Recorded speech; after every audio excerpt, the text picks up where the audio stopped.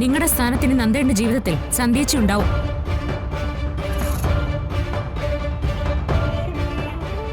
നാണയില്ലല്ലോ നിങ്ങൾക്ക് ഇവിടേക്ക് കയറി വരാൻ.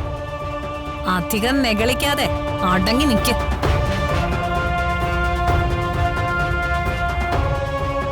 നിങ്ങൾക്ക് ഇതുവരെ കിട്ടിയതിന്റെ വേദനയൊന്നും മാറിക്കാണില്ലല്ലോ.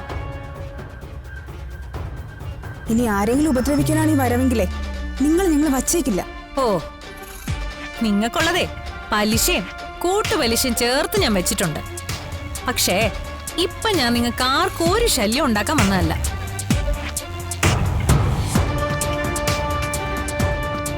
സമാധാനത്തിന്റെ മാടപ്രവായിട്ടാ ഞാനിപ്പോ വന്നിട്ടുള്ളത്. അതുകൊണ്ട് ആരും പേടിക്കേണ്ട ഒരു കാര്യമില്ല.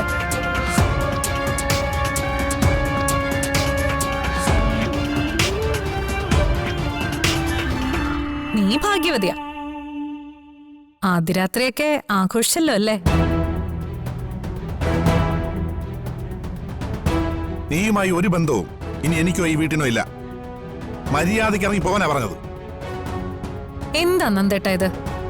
ഞാൻ പറഞ്ഞല്ലോ, വഴക്കുണ്ടാക്കാൻ വന്നതല്ല ഞാൻ. എന്തായാലും നിങ്ങൾ കല്യാണം കഴിച്ചു. ഞാനും നിങ്ങളും തമ്മിലുള്ള പ്രശ്നങ്ങൾ ഇന്നത്തോടെ തീരാൻ പോവാ. ഇനി ഒരു പ്രശ്നത്തിനും ഞാനില്ല. കൊള്ളാം. ഇപ്പോഴെങ്കിലും നിങ്ങൾ കാര്യങ്ങളൊക്കെ മനസ്സിലാക്കിയല്ലോ. കാര്യങ്ങൾ സ്വയം മനസ്സിലാക്കി അവരവരുടെ സ്ഥാനങ്ങളിലേക്ക് ഒതുങ്ങുന്നതായിരിക്കും എല്ലാവർക്കും നല്ലത്. കറക്റ്റ്. അവസരത്തിനനുസരിച്ച് 5 ഡയലോഗ് പറയാൻ നീ ഭയങ്കര മിടുക്കിയാണെന്ന് എനിക്കറിയാം.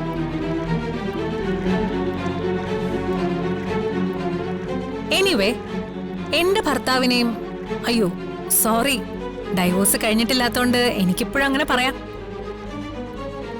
എന്റെ ഭർത്താവിന്റെ പുതിയ ഭാര്യ അഭിനന്ദിക്കാൻ വേണ്ടിയിട്ടാ ഞാൻ വന്നത്.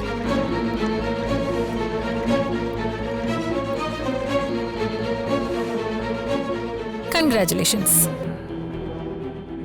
Wish you a very happy married life.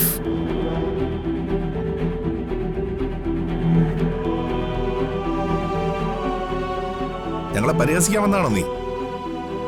അഭിനന്ദിച്ചു കഴിഞ്ഞെങ്കിലേ നിനക്ക് പോകാം. നിന്റെ മുഖം കാണുന്നത് തന്നെ ഞങ്ങൾക്ക് ഇഷ്ടമല്ല.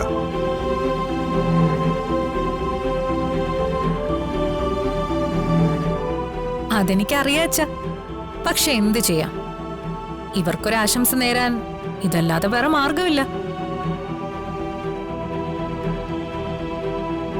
നിങ്ങളുടെ ആശംസ ഇവിടെ ആർക്കും ആവശ്യമില്ല. കുടിച്ച വെള്ളത്തിൽ പോലും നിങ്ങളെ വിശ്വസിക്കാൻ പറ്റില്ല. അതുകൊണ്ട് ഇനി ഒരു നിമിഷം പോലും നിങ്ങൾ ഇവിടെ നിൽക്കരുത്. ഇറങ്ങിപ്പോ. അയ്യോ, നിങ്ങളാരും വിചാരിക്കുന്ന പോലെ ഞാനിവിടെ താമസിക്കാനൊന്നും വന്നതല്ല, പോവാൻ തന്നെയാ വന്നത്. പക്ഷേ ചില കാര്യങ്ങളൂടി ബാക്കിയുണ്ടല്ലോ. അതും കൂടി തീർത്തിട്ട് വേണ്ടേ നമുക്ക് പരസ്പരം പറഞ്ഞു പിരിയാൻ? എന്ത് കാര്യം? നിങ്ങളുമായിട്ട് ബന്ധപ്പെട്ട ഒരു കാര്യവും ഇനി ഇവിടെ ബാക്കിയില്ല.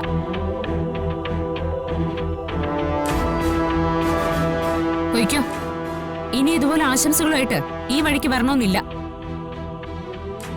ഓ, തമ്പുരാട്ടിയുടെ ഉത്തരവ് പോലെ ചെയ്യാം. പിന്നെ ഞാനൊരു കാര്യം പറയാൻ വന്നതാ.